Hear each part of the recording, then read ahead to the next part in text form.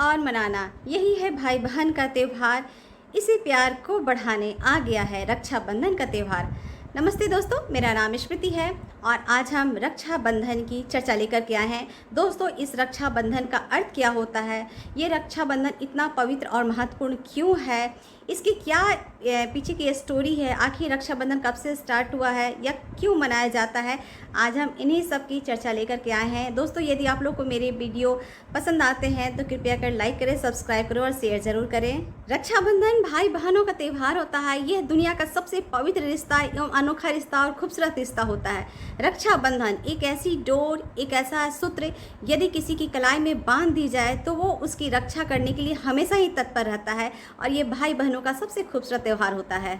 ये एक ऐसा बंधन होता है जिसमें अपने सगे भाई बहन ही नहीं, अपितु यदि कोई स्त्री किसी पराये पुरुष को भाई स्वरूप में देखती है और उसकी कलाई में राखी बांधती है और यह एहसास दिलाती है कि भैया आज से मैं आपकी बहन हूँ और आप मेरे भाई हो, चाहे मैं किसी भी मुसीबत में क्यों न रहूँ, आप मेरी रक्षा करना। और यहाँ उसके भाई का कर्तव्य भी हो जाता है कि वो हर मुसीबतों में अपनी बहन की रक्षा करे और बहन अपने भाई के लिए भगवान से मनोकामना करती है कि उसका भाई हमेशा खुश रहे, जीवन में तरक्की करे। इस रक्षाबंधन से जुड़ी एक कहानी बताई जाती है कि भगवान श्री कृष्ण की चाची थी, उन्होंने एक विकृत पुत्र को पैदा किया जिसका नाम उन्होंने शिशुपाल रखा। अपने पुत्र को देख करके भगवान श्री कृष्ण की चाची काफ़ी ज़्यादा दुखी रहती थी, परेशान रहती थी।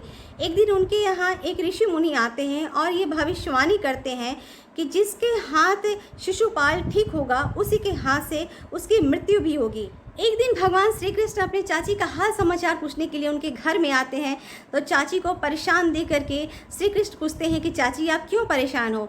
तो चाची कहती है कि मेरा पुत्र जन्म से ही विकृत है जिसकी वजह से मैं हमेशा परेशान रहती हूँ। यह सुनते ही भगवान श्री कृष्ण शिशुपाल को अपनी गोद में लेते हैं और जैसे ही गोद में लेते हैं उनका पुत्र ठीक हो जाता है, स्वस्थ हो जाता है।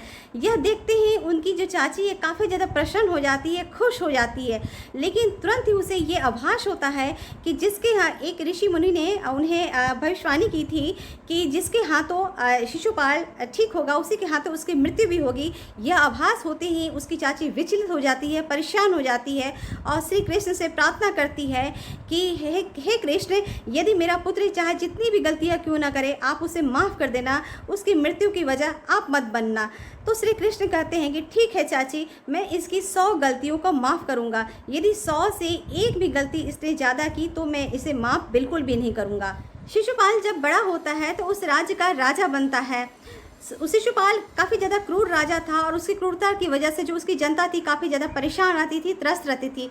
शिशुपाल श्री कृष्ण काफ़ी ज़्यादा अपमान किया करता था। एक दिन सभा में सभी लोग बैठे हुए थे और शिशुपाल श्री कृष्ण का अपमान करने लगा। श्री कृष्ण को अपने चाची को दिया हुआ वादा याद था जिसकी वजह से श्री कृष्ण शांत थे और वो 100 गलतियों का इंतजार कर रहे थे। जैसे ही शिशुपाल ने 100 गलतियों का आंकड़ा पार किया, श्री कृष्ण को गुस्सा आया और उन्होंने सुदर्शन चक्र उठाया और शिशुपाल को प्रहार कर दिया, शिशुपाल पर प्रहार कर दिया, जिसकी वजह से जो उसका सर था उसके धड़ से अलग हो जाता है और शिशुपाल की मृत्यु हो जाती है। श्री कृष्ण इतने अधिक गुस्से में थे कि सुदर्शन चक्र चलाते समय उन्हें ये भी नहीं ख्याल रहा कि उनकी उंगली घायल हो चुकी है और उनकी उंगली से खून बह रहा है। खून बहते देख करके जो सभा में जितने लोग थे सभी लोग परेशान हो गए थे और इधर उधर दौड़ रहे थे खून बंद करने के लिए। द्रौपदी भी वहाँ बैठी हुई थी। द्रौपदी तुरंत उनके पास दौड़ करके आती है और अपने साड़ी का पल्लू फाड़ करके जो पल्लू का जो चीरा था श्री कृष्ण की उंगली में बांधती है और जिसकी वजह से बहता हुआ खून श्री कृष्ण की उंगली से जो बह रहा था वो खून बंद हो जाता है।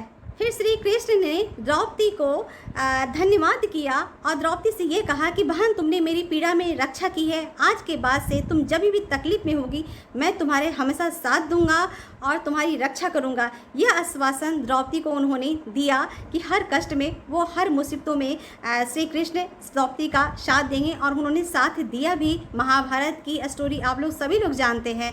तो उसी समय से ये रक्षाबंधन का त्यौहार भी प्रारंभ होता है। दोस्तों, इस रक्षाबंधन के शुभ अवसर पर आप लोग को बहुत बहुत बधाई। इसी के साथ हम विदा लेते हैं, फिर किसी नए चर्चा के साथ आएंगे। आप लोग अपना ख्याल रखें। धन्यवाद, नमस्ते।